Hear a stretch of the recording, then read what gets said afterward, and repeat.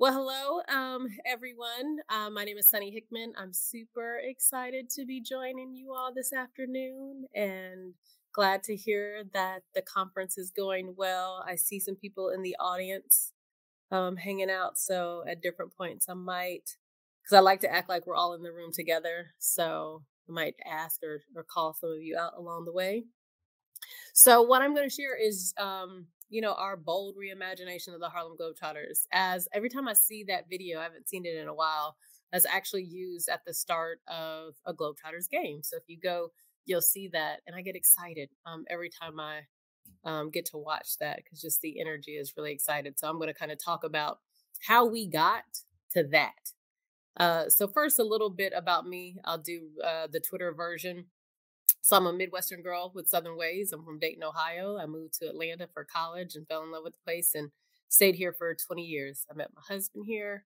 Um, we have, three children and three grandbabies. I'm a Gigi. We lived in Tennessee for a bit because my husband is a basketball coach and sort of took us to the great state of Tennessee for a bit. And then we've made our way back to Atlanta, where we have now planted and just recently bought a house and just living. So I have a dream job. I'm very fortunate to be in my first year as the head of marketing for the Harlem Globetrotters. Prior to that, I've worked on the brand side, I've worked on the agency side, and I've worked on the media side of marketing. So I've been in this capacity in marketing for a really, really long time. Worked in the theme park space for the Dollywood company. So I did work for Miss Dolly Parton, and she's as incredible as you might imagine she is. And then moved into a corporate role with our parent company, Hershend Family Entertainment, and then also made the Globetrotters, which is one of the properties that's really in our portfolio of family entertainment brands. So I know you all are talking all things digital marketing as part of, this conference today and yesterday.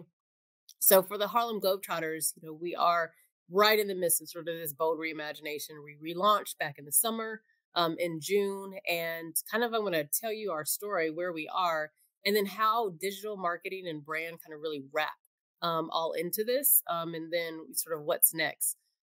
So for us, it really started with, why now and how? Why should we be doing this? This is a 95-year-old iconic brand, a beloved brand. So many know the Globetrotters by name. And when the pandemic happened, our touring business came to a screeching halt, as did, businesses around the world.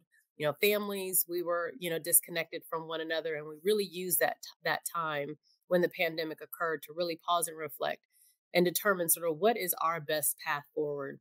And sort of the why now and how is really looking at culture, right? Culture is sort of the driver of one innovation and the things, right, that people engage in and do. And for us, as we were looking at, kind of where things were in the world and the country, the Globetrotters have been uniting families for decades. And we really felt that there was an opportunity where the Globetrotters could really spread unity in a time when it's needed more than ever, right? Where families were disconnected and of the discourse around the country. So we really wanted to double down on the meaningful difference that the Globetrotters has had done for decades. And in doing that, it's kind of goes back to the why. So whatever your brand and business, and for us, we wanted to make sure we understood our why, because then our what and how would be so much easier. It would crystallize further. I don't know if any of you follow Simon Sinek, but sort of that power of why, those individuals and brands that know kind of your true north.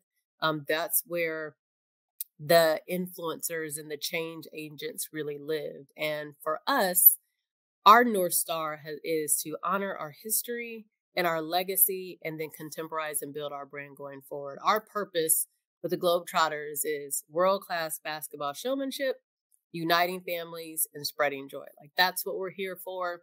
Any and all things that we do from a business, brand, marketing, communication standpoint, it all kind of ties back to that. And so within the organization, sort of adopting that mindset and using that to inform the things that we do. So with having that in place, our purpose, which it was actually prior to the pandemic that we were not seeing, the our live entertainments or our shows, or they weren't performing from a ticket sales standpoint the way that they had been in the past. We were seeing this decline, as well as this connectivity to the brand and basketball culture. Um, so many people would remember, like, I remember Curly Neal, I remember Meadowlark Lemon, but they couldn't name Globetrotters today.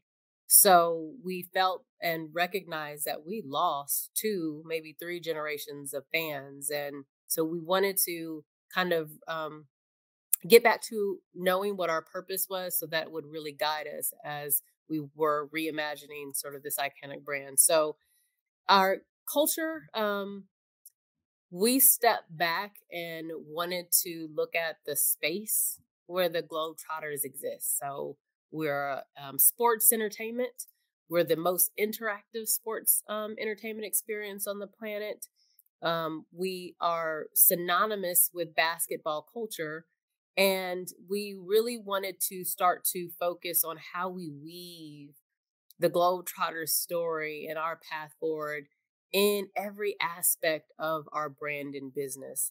So we wanted to really diversify where we had just been a ticket driven based business model to evolving into a branded entertainment model that tours as well as exists in other verticals like branded content with YouTube at the hub, in licensing product merchandise, et cetera. So partnerships. So really all aspects of it, tying that back into this is the culture where the Globetrotters exist, and this is where we want to be, and then starting to find the connectors that will really help us bridge that gap. That led to us of, with brand, with marketing, digital marketing. At the end of the day, it comes down to sort of it's storytelling.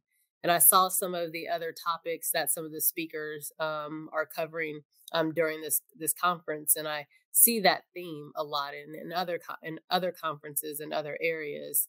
And it really kind of goes down to the human element, as marketers and digital being a channel. At the end of the day, we're telling a story and we're working to find ways to create personal bond and connections between our product, our service, your experience, and a consumer and an audience. So we really started by knowing our purpose and our why, knowing who our audience is. We redefined who our target is while continuing to focus on that existing audience that knows our tour. But we wanted to further increase that relevance. So the way that we started to go about doing that was we built sort of a team of our dream team. And in every area of our brand that we wanted to touch, we started to engage with them and help to match out from the show itself to the new uniforms. So, like our drip, how the Globetrotters look, because basketball culture is synonymous with style. Our creative and our messaging, the partners that we would collaborate, all of that we wanted to tie together and ultimately tie back to how we were telling our story. So breaking down the business, right? We were in this, single ticketing space, right? With our live events, the pandemic shut that down. So we broke down the business and identify all of the different verticals in which we wanted to exist. And when we think about branded entertainment, YouTube as the number 2 search engine in the world, it is a tremendous form of entertainment, especially for our target audience. So we started to break down the business and decided content focus strategy with all about our players, so that individuals could learn who they are inside and outside of their jersey. So elevating them, so focusing there, as well as what you would get within the live experience. So all of those themes tie back to our original mission. So apparel, introducing new products. So, anytime you see that walking billboard, down the street, someone showing brand love, but they're also giving additional visibility to the brand. So creating content that would break through really all of these channels. Um, and mobilizing, how we monetize, borrow and connect. That's really kind of the four aspects that we leverage as we started to relaunch the brand beginning in June of 2021. So this past summer. So we mobilized by getting some of the best subject matter experts who understand YouTube, as well as content development. So we partnered with a gentleman who like joined Google when Google acquired YouTube. So he's like um, the godfather, right, of YouTube, content strategy and how you monetize that space. We got uniform, designers who, have done incredible work, all across sports and other brands to really contemporize the look. We partnered with uh, producers and directors and talent from Broadway to really bring that the comedic component, the entertainment component with our basketball players and their skill to our show. So we reimagined the show where it's definitely Globetrotters, but it's distinctly different. We say that it's kind of not your grandparents' Globetrotters, so that we can start to create that shared nostalgia. And then within our marketing efforts, because the Globetrotters, we wanted to really bring ourselves into being more relevant, borrowed equity. So as we looked at who our audience was, so we could look back at not just past data of who were those that were coming to our games in the past, and we sort of built out sort of who that audience is. We had our newly defined target audience, which are primarily kids, African American kids, 10 to 12 years old, because they are the trendsetters and a halo effect of mom and dad and bringing them into what they want to experience.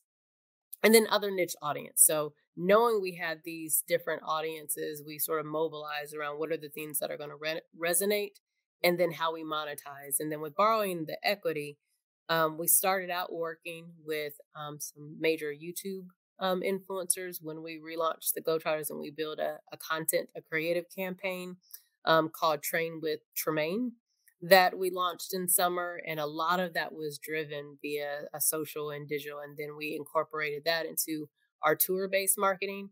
One of the outcomes that we learned from that is when we did our post surveys from our mini summer tour that we did, is we had a double-digit increase of fans to come to our games that learned about our spread game tour from YouTube.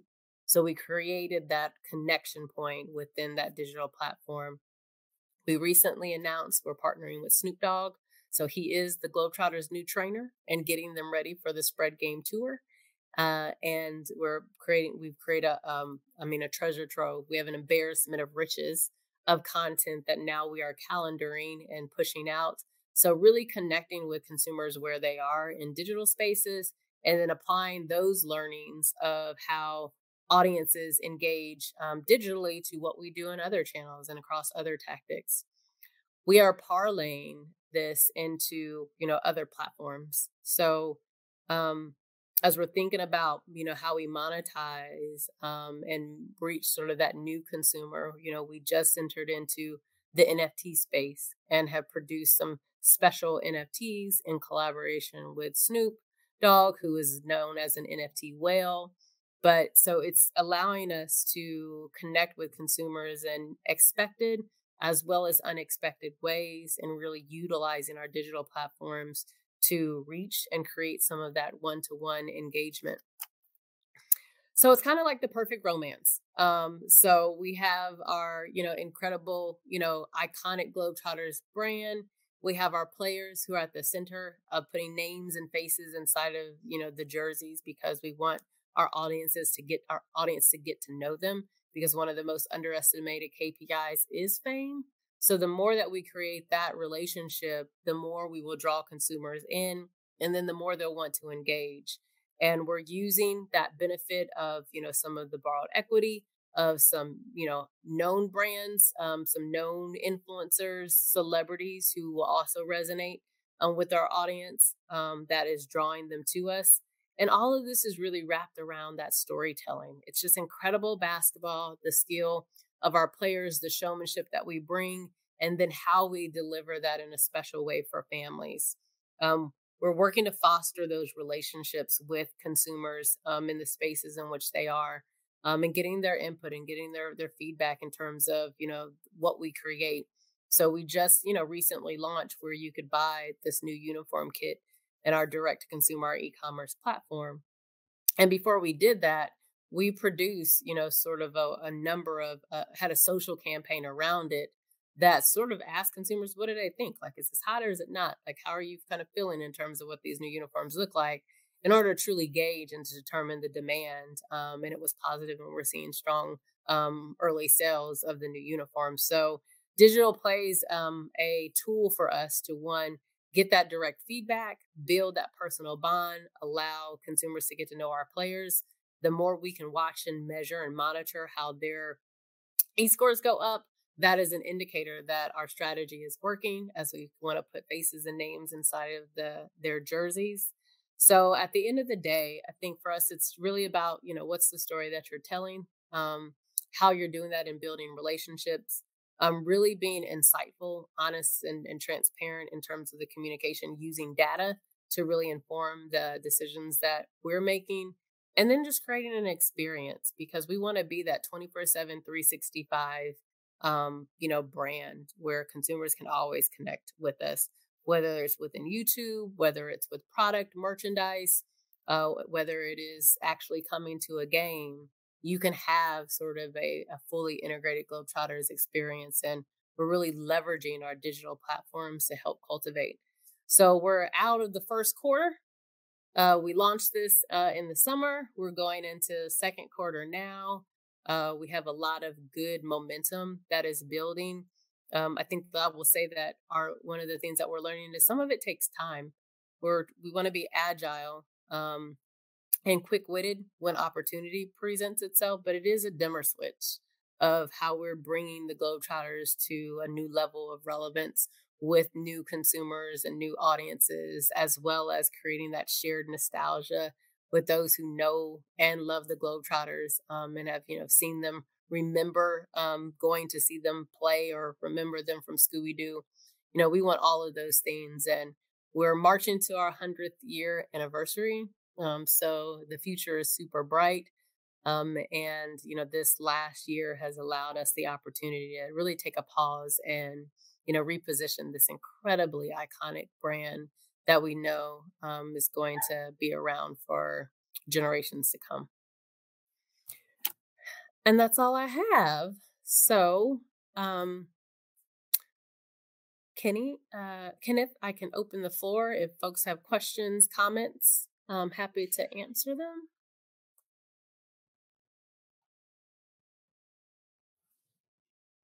So, hold on, I was changing something up on the layout as well. This is big. Uh, so question for you is, somebody had asked, do you run into, is it comparable to the way a brand like the NBA and one of those teams would have, or did you find that it was something different? I guess, to paraphrase what I was reading, does the Harlem Globetrotters approach it differently from a perspective worldwide, as opposed to the way the New York Knicks or the Atlanta Hawks or whomever may, approach it? Did you find anything unique? I think from how we've approached the relaunch, or just the brands in general. Let me make I sure I don't understand the know. question. The question The wasn't context. written out Okay. that way. Well, Yeah, yeah. let me That's just why I kind was of, paraphrasing a little bit. I'll go down two paths related to that. So as we were looking at sort of what the Globetrotters experience is today, the NBA competes for championships. The Harlem Mhm. Globetrotters compete for hearts.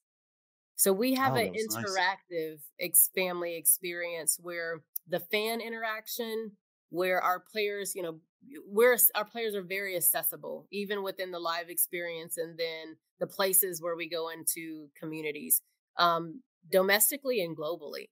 So, Sure. we visit more countries, around the world than any professional basketball team. So Mhm. we have a really broad reach. From an experience standpoint, it is different. But the thing that's in common, obviously, with the league is basketball.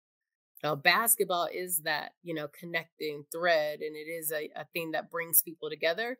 as well as, being committed to your craft of basketball. So people will ask sometimes, well, the Globetrotters today, could this team now go and play in the league? So the Globetrotters led to the integration of the NBA. The NBA is, obviously um, Mhm. phenomenal, right? The absolute best basketball talent plays in the league. So, and that's, the credit that must go to the NBA of, what they do and what they bring to the sport. For us, when we launched, right, we did say we believe that the Globetrotters deserve an NBA franchise. And if we are able to pursue, that, then we would appropriately field a team that can compete at the level of the NBA. And then separately, we'd have our interactive family basketball experience that we would continue outside of an NBA franchise. Yeah. So I got another question. What are the marketing challenges that you face internationally that you did or did not face, I guess, here in the States? Which That's is an a good excellent question. question. That is a Yeah. good question. Obviously, there's some, differences and aspects of the target audience. When we think about some of the global countries, when we think about like the experience, what aspects of the show may not translate internationally. So how do we make sort of the Mm, modifications to that? Um, I think one of the things that we love and actually are working to sort of pull more domestically is um the consumer response to the Globetrotters internationally is phenomenal, right? They mhm, don't have the access to as much basketball as domestically. So some of that fandom that we see internationally, like we want to put that in a bottle, bring that right back here mhm. to the US. So I don't know if it's a challenge. I think it's an opportunity. I think the other thing, lastly, I would say is as we are introducing more one off court opportunities, so licensing and product, right, and being able to kind of create that full experience, introducing more of that internationally will have some nuances to it. We'll have special licensing agency, how we're working with other partners to create content and publish that is in a way that will resonate with the audiences in those countries. Those are just some of the knobs, the levers we have to adjust. Good question. Yeah. Sorry. I think I lost you for a second. Oh, I'm here. I just said that Uh, was a good No, question. yeah, that was a very good question. So here's another one that somebody gave. I really like this question. Do you when you brought up Meadowlark Lemon and Curly, it did. I start dating myself and thinking of those people I remember as a child. Um, did you approach or do you approach? Let me read this right. Do you approach storytelling differently with the players of today than Mm. what you did in the past? Obviously, wasn't a digital market back then, but are you building out the stories of the next? Who's the next Meadowlark Lemon's probably a good question. So, Yeah, that's an excellent question. So our um well, and I'll give you an recognize example. You talk yeah. about YouTube and influencers. That's the first thing we tend to think of now in marketing is not necessarily the player, but what's his platform, it's YouTube and all those things. And you start running into channels more than the actual story itself. Well stated. And so part of our story is the from whence we came, right? So the Mhm, Globetrotters would not be who we are today without the Curly Nils, without the Meadowlark Lemons. So really what we're doing is for a younger generation, there's an education component, right? So when mhm, they're seeing, you know, KD hit a killer crossover, in the game, right. what we will share is you see what KD did and you think was really, really dope. Curly Neal did Mhm, that. So there's a little bit of how we are educating the younger generation, and now basically we kind of call it putting them up on game, like mhm, giving them some knowledge, and now they will take that to their parents or others to say, "Yo, this Curly Neal deal. And now we're creating shared nostalgia because that's when mom and dad is like, what? Curly Neal? That's my Mhm. guy. I know, and now Yeah. that's where, so we want both of them. And even when you talk to our players and, they quickly will talk about, one, the imprint that Curly Neal has had on their game, on what they do, Mhm. and how they're working to continue it forward. So it is very much part of the story. And I think for us, even more important today that we're sharing and talking about our legends, Yeah. um, while the legends of tomorrow are, spreading game right now.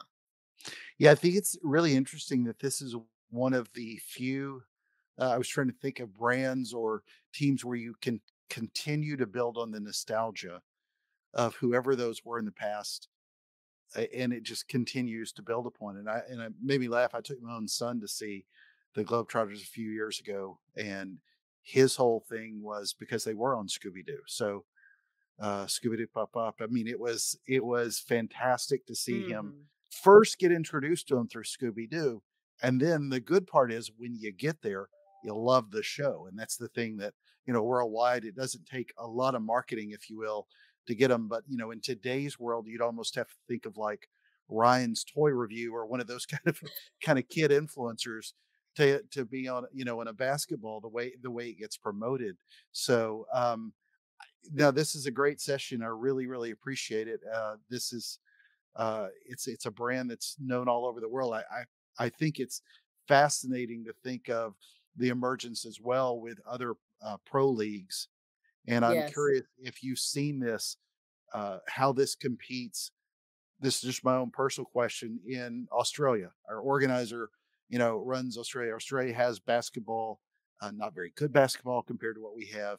Um, but outside of China and the US, you really don't have teams that have massive dominance. I mean, there's few in Europe as well that do well during the Olympics. But do you find that to be any part of the challenge, I guess, with cracking through what may be big with like Australian rules football is, a dominant sport in Australia. Are you having to introduce basketball to a lot, not introduce, maybe, are you having to help? I think you may know what I'm trying to say, but are you able to pull more basketball affinity out of non-traditional basketball markets?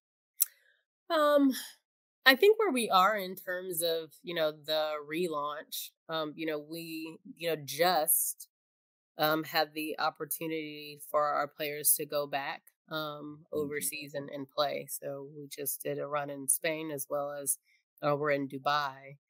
I think that the Globetrotters, our status, and the love of them has really remained high internationally. I think Well, part let of me the stop reason. you there then, because Spain has good basketball. They Hmm. play in the Olympics. I don't necessarily think of Dubai as a basketball heavy country. Um, Hmm. are there massive challenges trying to educate an area like Dubai, who is familiar with basketball, but Sure. not to the level that we are in Western Europe, China, or the US? Yeah, I think that's the our differentiator. So again, like Yeah. for us, it's an interactive basketball experience. Hmm. So it's sort of, that the game of basketball meets, NBA Saturday Night Yeah. Good Skill point. Showcase meets a fantastic, live Right. stage show or production, right, where we've introduced Hmm. characters and the like. So I think it's unique. And again, there's that familiarity. So I think we're welcome and known. The competition, and not even just with competitive basketball, but known for the basketball wizardry and trick shots. There's all kinds of trick shot basketball artists here in the states, and some of them that have continued to rise, and YouTube and digital platforms allow audiences to be built. Mm. So it's some of the things that the Globetrotters that we popularized, and others have now gone on and sort of created their own place within that space. Yeah. So that's kind of one of those aspects of how we're competing for attention and time. and keeping that relevance. You had mentioned, like the collaborations of like for people that are kind of not super into basketball, but could be into Globetrotters. We just did a collab with the YouTube family. That's amazing. Out of Hmm. Milwaukee. And I mean, those kids are phenomenal. I watched some of the footage, as well as Tristan Jazz, who is like a trick shot, artist of what Yeah. he can do with the basketball is just incredible. So it's those type of collaborations to where you are putting, the brand in front of an audience that, younger may not know, but they know and or vice versa of like, oh my gosh, that's the Harlem Globetrotters. And now they're also part collaborating with this other family or this other group that I love. That's where you start to create those relationships. It's like, oh, now Mhm. we can be friends and hang out. Yeah, really. Well, it's funny. When I put it on mute for a second, actually, when you were presenting, I caught myself whistling the theme. So this is one of the themes that I will probably stick in my head until I go see another show. So, Sonny, thank you so very much for joining us. I really appreciate it, and have a great rest of your day. My pleasure. Thank you so much for having me.